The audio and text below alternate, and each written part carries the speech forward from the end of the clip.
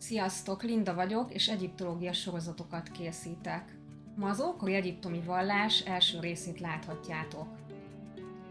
Az ókori egyiptomi emberek szerint kezdetben csak az idő nélküli tér volt.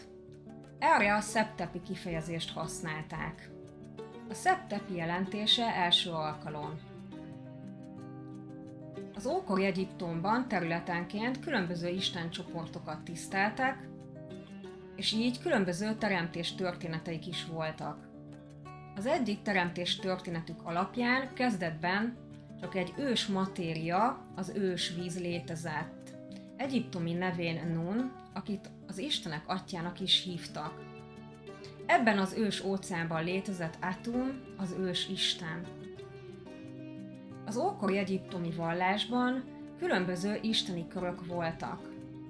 Az egyik isteni kör a Heliopoliszi kör volt, melyben 9 istenség élén Atum állt. Ezt az isteni kilencséget nevezzük Enneádnak. A Heliopoliszi kör először egy névtelen isten társaság volt, és az archaikus vagy koradinasztikus korban formálódik meg. A mítoszkör alapján Atum teremti meg az első istenpárt, Su levegő istent és Tefnut pára istennőt. Su és Tefnut gyermeke lesz Geb föld isten és Nut égistennő. Az ő gyermekeik pedig Ízisz, Ozíris, Szét és Neftusz. Heliopolis az ókori Egyiptom egyik legkorábbi városa volt. Görög néven Heliopolis jelentése a nap városa. Egyiptomi nyelven Iunu, mely az Iun oszlopszót tartalmazza. Ma Kairó elővárosa. Már a predinasztikus kortól is lakott terület volt, mely az egyiptomi történelem során a dinasztiák korát megelőző időszak. Atum az ábrázolásokon gyakran férfi alakban jelenik meg állva, de trónuson ülve is gyakran megjelent, illetve idősként botra támaszkodva. Atum neve a képen hieroglifákkal leírva látható. Egyiptomi nyelven az olvasata Item. Az ókori egyiptomi nyelv alapján, amerre néz az élőlény, onnan kezdjük az olvasást. Jelen esetben a bagoly balra néz, ezért balról jobbra haladunk.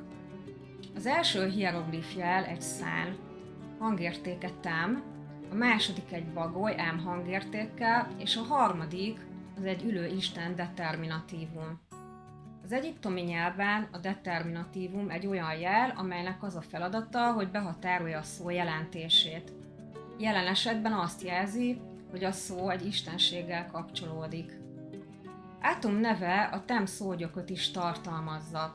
A magyar nyelven is ismerjük a szógyököt, amely a szó legkisebb jelentéssel bíró egysége. Az egyiptomi temnek a jelentése teljesség, de azt is jelenti, hogy befejezés, illetve tagadó szó is egyben, tehát azt is jelenti, hogy nem.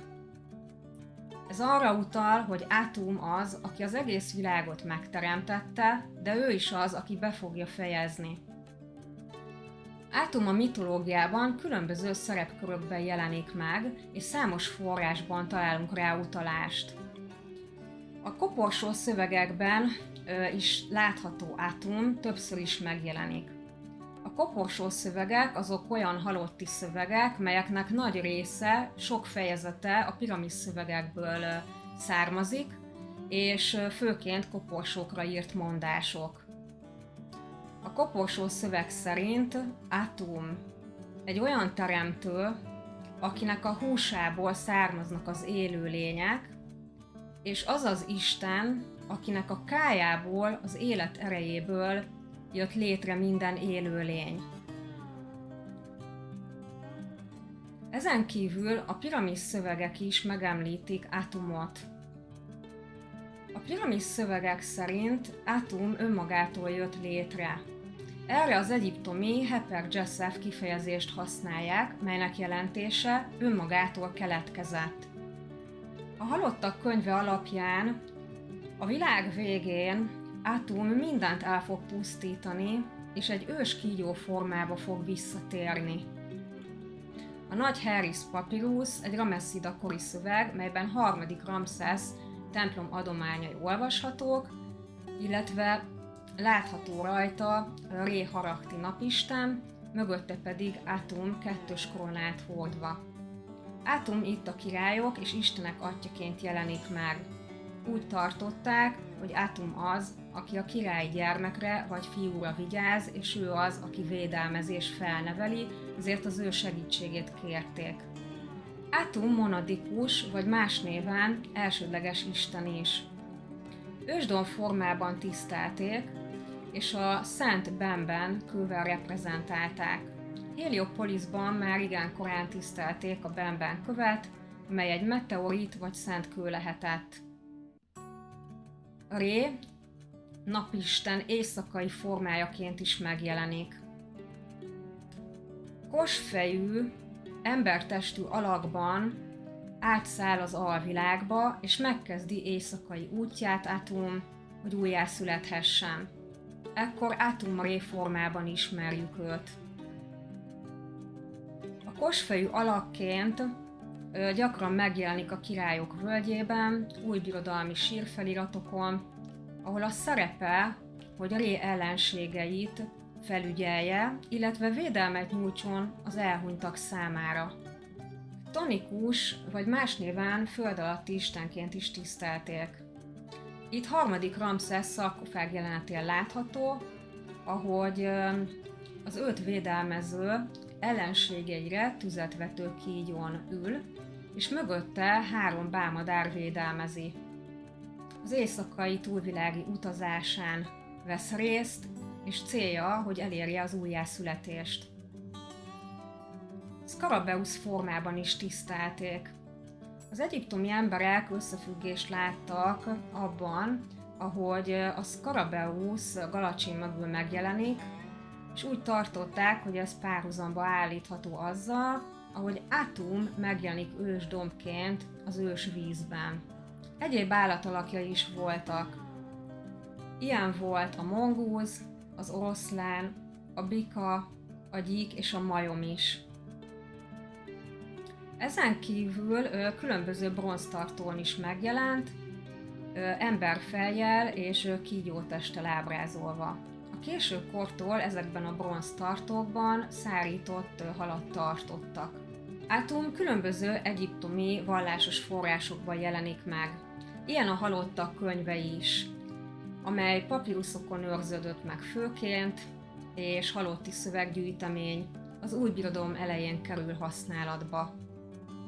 A halottak könyve 17. fejezetében is utalnak Atum ősi természetére. Itt Ani papíruszának részletét láthatjátok a halottak könyve jelenetével. Bal oldalt felül feleségével játékot játszik, egy csarnokban, mellette a 2 bálmadár, áldozati oltárral, libációs edénnyel és lótuszvirággal. A bálmadár az elhunynak az aspektusa. Ő képes ki- és beszállni a sírba, illetve cél, hogy a múmiával tudjon egyesülni. Ezen kép alatt olvasható az Atumról szóló szöveg. Ez egyiptomi nyelven így hangzik. Inek item, venen, vakui, heper en i nu. És ez magyarul így hangzik. Én vagyok Atum a létezésben. Én vagyok az egyetlen. Én Nuban jöttem létre. Atum a piramis szövegekben is megjelenik, ez óbirodalmi szövegekből áll, és a piramisok belsejébe írták fel. Ezek spellekből, más néven varázsszövegekből vagy mondásokból állnak. A piramis szövegeknek a célja az, hogy az elhunyt fáraót segítsék az égbe, védelmezzék a testét, és segítsék a testének az újjászületését a túlvilágon.